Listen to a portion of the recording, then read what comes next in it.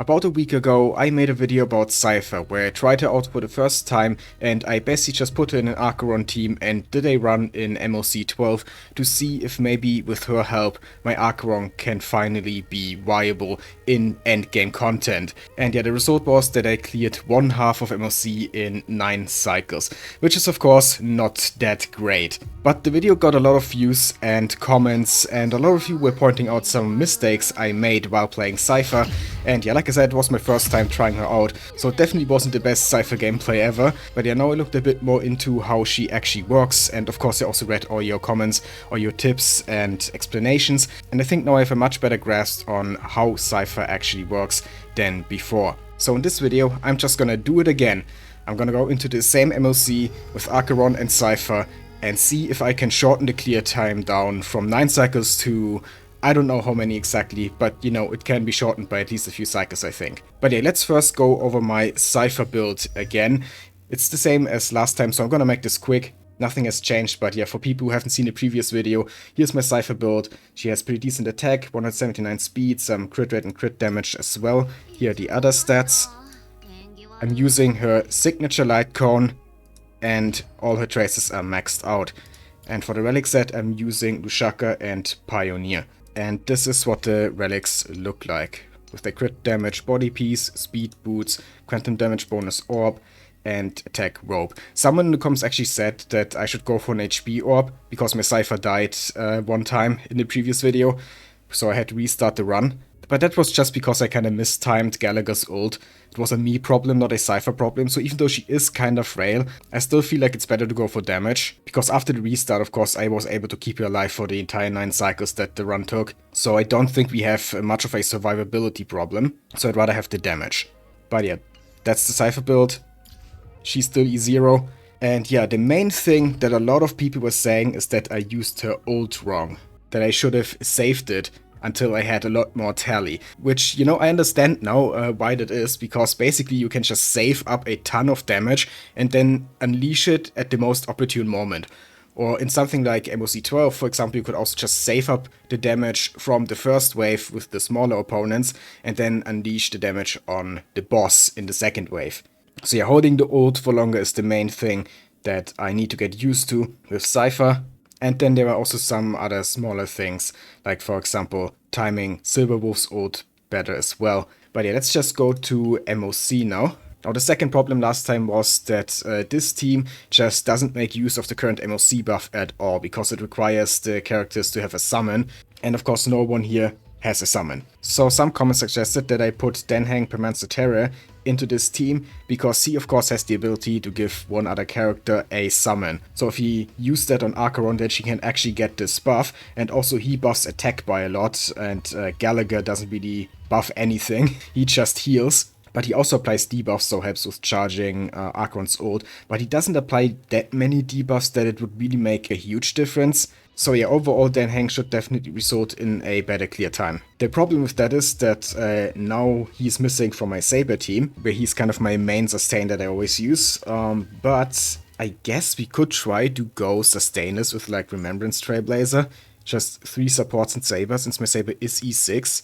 That's also something one comment suggested. But I'm just always really hesitant to go sustainless, because some of the enemies in endgame just do so much damage, and sometimes just one-shot characters. Especially Tingyun feels really frail sometimes. So yeah, I don't know if this is actually gonna work. I guess we'll see. I guess it's not just gonna be a Cipher showcase, but also a showcase of my first time trying a sustainless Saber run. But yeah, for now let's just focus on the first team with Acheron and Cipher and see how much we can actually shorten the clear time here. Let's go. Okay, and now basically what we do is just use this, and then this and this, right? And now Acheron should have a summon in the form of Denhang's dragon. There we go. And now with Cipher here, we just want to get as much tally as possible, like 1000 plus tally, before we actually unleash the ultimate. I'm just not gonna use it in the first wave at all, and save it for the boss, for Flame Reaver. So let's just use her skill here, and then we can immediately use Acheron. Let's see how much damage she's gonna do here. Okay, pretty good, over 400k. And then we can also use Silverwolf's ult right away. Get some more debuffs. Yeah, pretty straightforward. And now we actually got Cipher's ult, but I'm not gonna use it right away. Not like last time. Save the ult. Now the one disadvantage with saving the ult is of course that if we used it we would get another debuff for charging Acheron's ult. But it charges fast enough even without it. I mean, we are already almost at full again. So should be fine. But we can use then Hang's ult, right? Don't have to hold that one. And there we go with Acheron again. Some more damage. 1,200,000 now. Oh my god, that's actually the highest damage I've ever seen Acheron do in MOC. Last time there was one Acheron ult that did like 1.1 million damage. And that was the highest damage back then. But now 1.2 million. Okay, yeah, my Acheron is actually getting better. You can already see the attack buff from Dan Hang and the MOC buff doing some things here. Because I'm pretty sure that's why we are having higher damage, right? That would make sense. But yeah, let's just continue. We almost are done with the first wave now. Just a little bit more. Maybe I should have saved Cipher Build's ult here actually, because we're so close to the next wave. I think I'm actually gonna save all the ults. Because this kills, right? No, it doesn't. If I don't kill now, then it starts the next cycle. Probably don't want the next cycle in this wave already, right? But using the ult when she has such low HP, no, that doesn't feel right. Come on, kill her. Oh right, this effect, I forgot that. At the start of each cycle, we get extra true damage.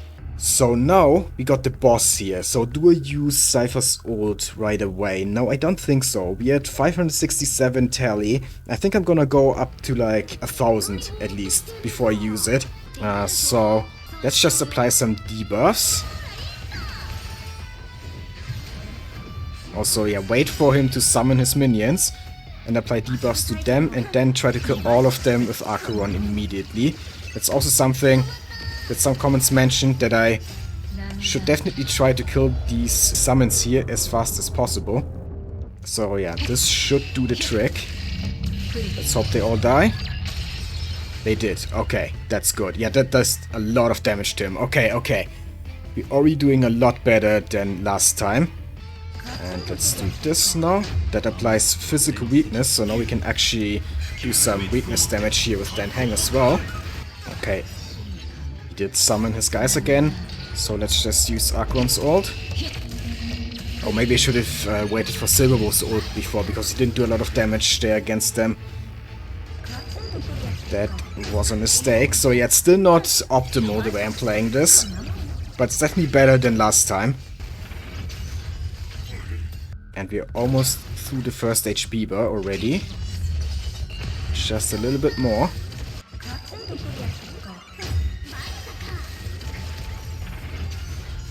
Okay, there we go. We're in the next wave.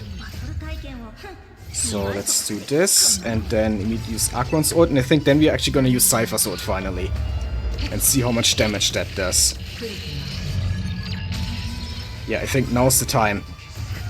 It's also important that the summons are gone. It's just him, so he gets all the damage from this. Otherwise it would be split up between him and two of his summons. So I think this is actually the best point now to use this ult. We have almost 1,500 tally. So yeah, let's just do this and see how much damage this does. It's gonna do over a million. 1.5 million almost. Oh my god, and he's almost dead. Yo, so much better. Oh, but I don't have skill points. Okay, yeah, I should have managed my skill points a bit better, but it's fine. It's fine, whatever. Let's use this now. And this. Get some more debuffs. There we go. And Acheron ult. Come on. This could be a 5-cycle clear. Oh, close. Very close. But not quite. Oh, so close. No, wait, actually, I think it was 5 cycles. Yes! Remaining cycles 25. Okay, we got a 5-cycle clear. That's basically all I wanted. That's 3-star pace. Yes, okay, so we shortened it down from 9 to 5. That's actually a considerable improvement. just by changing out one character and holding back Cipher's ult until the last HP bar of the boss. That's the main two changes. I mean, there's also some smaller things that I did differently, but yeah, those were the main things. And that already made such a huge difference. Okay, so far so good. But now there's a stainless saber. Last time I didn't include the saber part of the run because, you know, the video was more about Cipher. But since this is my first time doing the stainless saber, I just wanna see how this goes. Let's use all the skills and stuff. Like this. And I guess we attack with her since it has electric weakness. And yeah, immediately buff up Saber and give her energy so that we can ult as fast as possible. Summon Mem. And like this.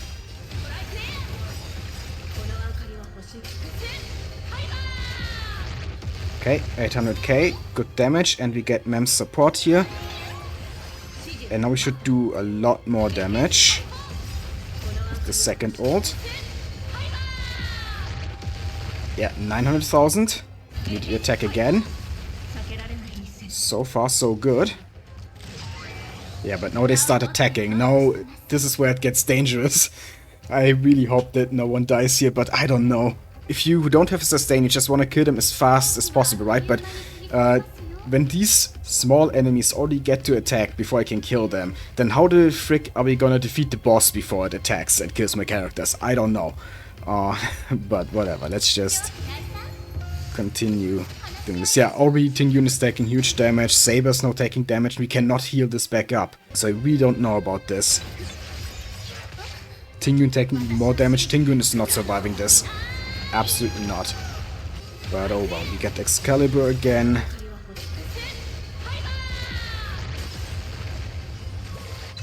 There go the little dogs, but the big enemies are still here. Well, at least one of them. We're doing good damage, but we're also taking a lot of damage. I feel like to do Sustainless, I would need like actually Saber's best supports. Like I'm using Bronir here and Tingyun, who are not bad, and I like them, but let's be real, Saber's best supports are like Sunday, Robin, Tribby, you know, but oh well, still just have to do this, I guess. It's not over yet. And who's gonna die now? Yeah, Tingyun is dead, I knew it. And we are at the boss, but already one character died, which, you know, if I didn't already have 3 stars in this MOC, then I would have to restart now. Because it would not be a 3-star clear anymore. Yeah, I don't know. Sustain this just... I don't think I can make it work with the characters I have. I would need Sunday at least, and maybe Tribby, I think. But oh well, let's just see how long we can hold out here. And also this boss just has so much resistance, we're doing no damage.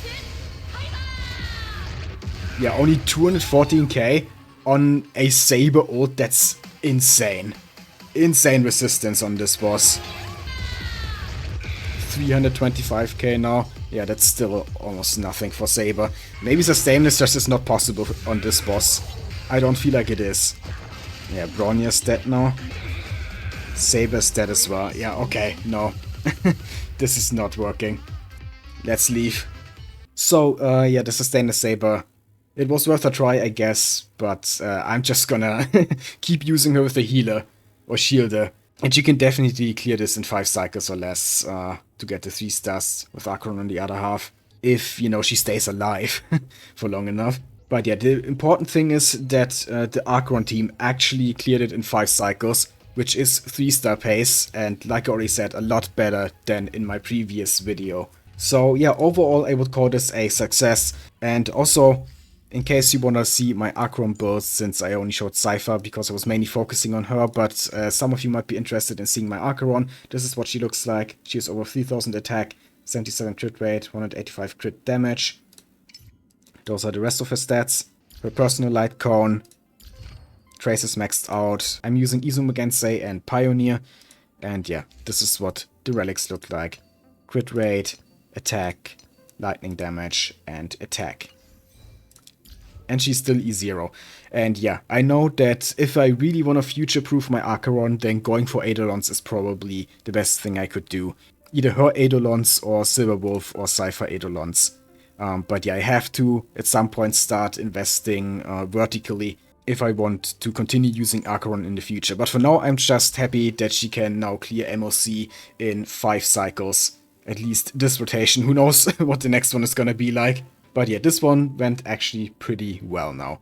And I didn't even play it perfectly. Maybe it could be shortened down by like another 1 or 2 cycles.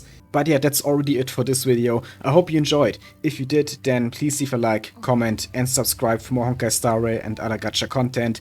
I'd really appreciate it. Thank you for watching, and have a nice day.